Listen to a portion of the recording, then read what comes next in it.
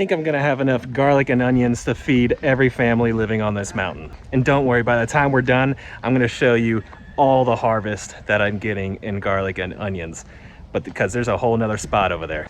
Good morning, one and all. Welcome back to Red's Homestead. So today I'm going to be spending some time in the garden. We are getting close to summer, still in the spring, but we're getting to that transition to where all the spring, colder climate crops are starting to either bolt or get harvested, and all the summer crops like the tomatoes and peppers are starting to grow a lot faster than when we started them. So I'm going to be taking you along today because we're actually going to be harvesting all of our onions and garlic. I pulled a couple of each just to see how they were faring, and you can see this garlic is ready to go. It's actually looks like it's almost about to start splitting. That's our ducks back there spilling their water, and you don't want that to happen because then it won't store. So they are definitely ready to be pulled. And then I pulled up one of the onions, and pretty decent size. You're not going to get those big ones that you can see at the grocery store that often. Anything like that, a little bit baseball size, that's what I like to see. So we're gonna start in the front garden. This is the hot garden, the one that gets all the sun. We've tried some colder stuff over here, did not do very well. As you can see, compared to last year, all the ground is covered with clover just to help enrich the soil underneath. It was nothing but red clay when we started here. The first bed I have asparagus. It's still tiny, tiny, tiny. This is only the second year. I did have a couple more planted in this year that hopefully are gonna grow, and I'll have a nice full bed of asparagus, but there's no harvesting done here. We're just letting it get established. The second bed, this is the second year for these herbs. You have a Greek oregano on this side right here and pineapple sage. This stuff smells amazing. And this L-shaped bed is all the cherry tomatoes and then some of the garlic that I'm going to be harvesting. I also put some new onions in there that are going to grow out through the summer. They're not the spring onions or the winter onions that I planted. They're going to be the ones that I won't be harvesting till probably late fall. The cherry tomatoes are still small, but they grow massive. These things vines out. They're the Sweet 100s and they get huge. So I separated these tomatoes from the ones that I harvest on the other side of my big boys and the Romas, just because these will just take over an entire bed. Next bed, this is our potato patch. You can see how big this has grown. This is only a month old, so it still has some time to go, but this is getting huge. The way I do it is I put the potatoes all the way at the very bottom and just lightly cover them with soil. The rest is either wood chips or straw. That's where the potatoes are gonna grow up into. The final bed that's up here in the front is the most of the cherry tomatoes. I have 6 plants in here, and then mixed among them is also onions that need to be harvested. And when you come to the front of the garden and outside the fence, we have all the apple trees that are still in pots. They still have many years to go. We just got them this year. And then we have our major great mullein plant. Huge beneficial and medicinal uses. I won't go into everything, but they make great teas. We use it with our rabbits a lot to help with sinus infections, things like that. And outside the fence here, we have green beans that should vine on the fence, hopefully, if it's done right. And then a lot of sunflower. And the last thing we have growing in the front is we have some grapes right here. They almost got devoured by the clover, but we managed to save it. And it's gonna vine all up on this trellis and hopefully have a good harvest. And throughout the property, we'll have like random herbs. Down here, this is chocolate mint. It's not as invasive as like your regular sweet mint that I have on the other side separated, but this stuff, it smells incredible. So first things first on this side, before we go to the other garden, the big garden, I need to harvest all the garlic and the onions. Onions, I don't let go to seed. I just buy sets every year. You can get so many onion sets for cheap that I didn't think it's worth it. Garlic, I would have let gone to seed, but none of my garlic actually seeded. So I'm just gonna be harvesting them all, and maybe I'll be able to use some for planting next year or next season. I don't know.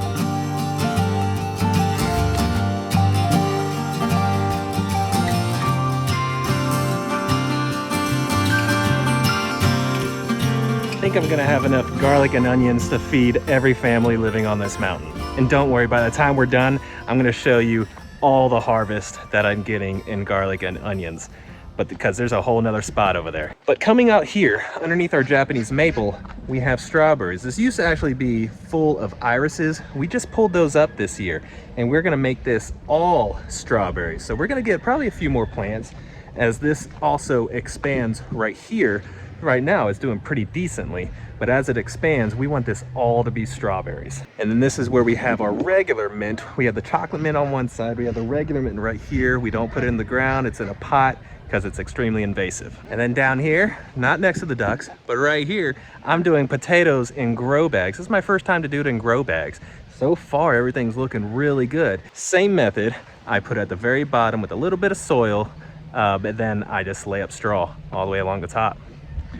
This is a recent addition, cornfield.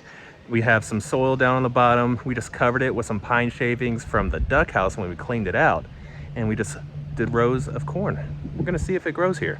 On this side of the chicken coop, the racking house is probably my favorite addition to this year. Obviously, you can see the blackberries. Give you a close-up, you can see how jam-packed this is with berries. Some of them are just starting to ripen. You really want to kind of wait until they lose their shininess and they're a little bit dull, or they're going to be a little tart. Still delicious, just a little tart. I couldn't help myself and I started eating them, but I am going to discipline myself and wait because I have plenty more to go. And then beginning on the bottom, this is more of the cold weather side. We realize that this only gets morning sun and it avoids the afternoon blazing sun. So we can actually grow cold weather crops further than we can anywhere else that we have gardens growing. We've done well. First off, we have our comfrey. Comfrey loves the heat, so that's not included in this cold weather side. We have comfrey right here because it's right next to our rabbits. Our rabbits love to eat comfrey. You want to balance it because it's very strong and nutritious, so you can't just pile it in there, but it's very good for the chickens, for the ducks. Comfrey's amazing for fertilizer. Look it up, tons of interesting and amazing things you can do with comfrey. I might actually do a whole video just on that plant. And now we're getting into more of the cold weather stuff. I have lettuce, I have my kale, I have broccoli. I've never been able to grow broccoli. And on this side, I'm actually starting to get some heads forming. It may bolt too soon, but this is the furthest I've ever gotten. Then we get to the end over here, Shannon, she has her another oregano down here at the bottom. And then she has her cilantro. She's got cilantro so that we can start making salsas some more when our tomatoes start coming in. Now this side is the big garden. This is our main garden, and it actually is a kind of a dual season garden. You have this raised bed that's closest to the house. That gets to avoid most of the afternoon sun. Not all of it, but I can still get some decent cold weather crops over there. In the middle, I have my peppers. It's gonna be full sun, full growth. And then this last one right here is my tomatoes. The most important thing you can do when planning your planting is know how the sun goes. And just this one bed has two different types of plants in it based on how the sun is. Down here at the bottom, those are actually cold weathers, I'll show you, but it's lettuces. You have some Swiss chard, which can take some heat. More broccoli, which is actually starting to bolt because this is still warmer than the other spot over there. Then I have cabbages and kohlrabi down at the end.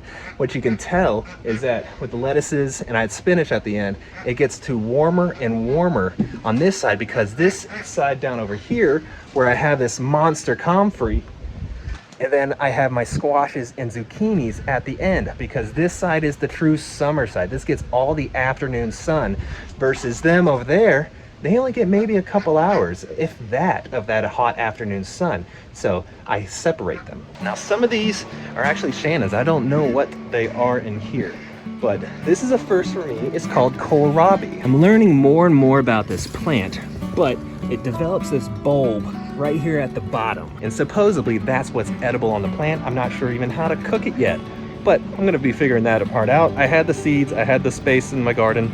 I wanted to test it out. So let's go briefly through the cold weather crops that are slowly starting to bolt over here.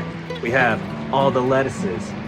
We have Swiss chard right here. This stuff will stay throughout most of the summer until it gets blazing hot. Then it too will be no good. Most of this is animal feed. I'm not a huge Swiss chard fan, and the lettuce is starting to get bitter as it gets warmer. So it's chickens, rabbits, delicacies for them.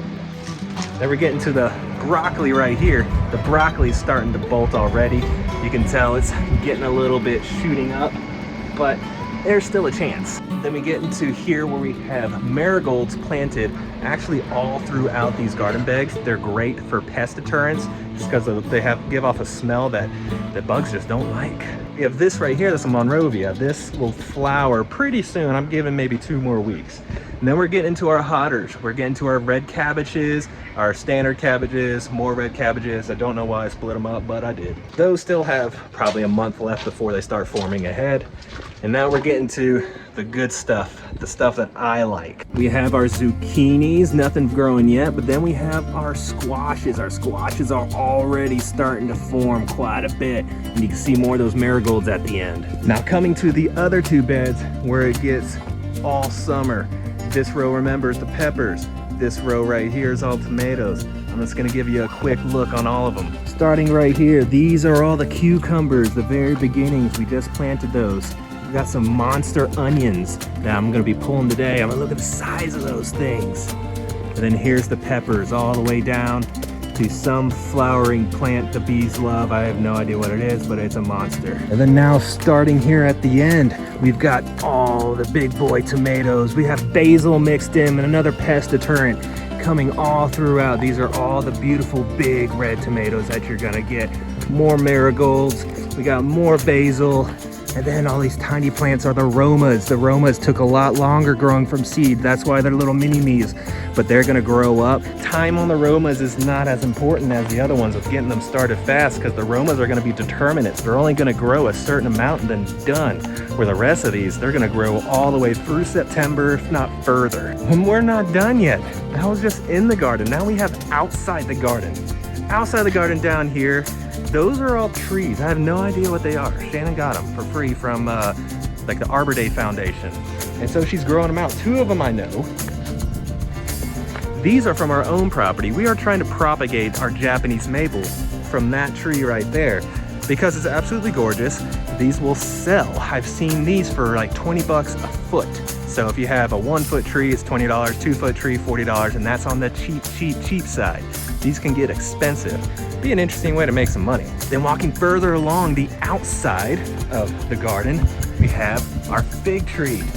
Nothing growing yet, but it's healthy. We have our second set of grapes. These grapes, I'm gonna be training, hey, there's Logan, to grow along the fence line. That's just the first one. I have a second one right there. It's gonna grow on this part of the fence line. Then we have more fruit trees, loquats. Those are the not so healthy ones. Those down at the end, those are the healthy ones. Then we get back to, oh yeah, those are dead. And I thought this one was dead, but it's not. Look, green growth. That is actually a 3-year-old Calamondia. It's not native to America. That's an Asian variety. It is kind of like a lemon mixed with a tangerine or orange. It's delicious. So I've got fruit off of it a couple years, but then it died on me. At least I thought it did. We're gonna see what it does this year. And then finally, leaving the garden. Those are not our chickens, but they have made this place our home. You see those 2 massive bushes right there? Raspberries. They're growing. They're actually growing. And we might get some raspberries with our blackberries this year. And to the last patch that I have to harvest, this is the second onion and garlic patch, all getting pulled today. So let's get that done.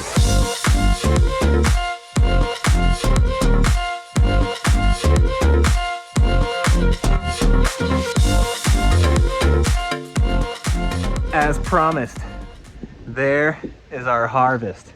Some of these are actually really nice. Look at the size of this garlic bulb. It's like half the size of my face. There's a watch in comparison. Huge. Onions, I mean, they're all huge in size. I've never had a harvest this good for things growing underneath the soil. So what do we use for fertilizer and soil? Well, the soil is nothing but your standard grade topsoil. You buy it in a dump truck, they ship it to you, you put it in the ground. That's all we use. But for fertilizer, we use a little bit more. This is our racking house. Inside our racking house, we have rabbits and chickens. Thus the name, racking.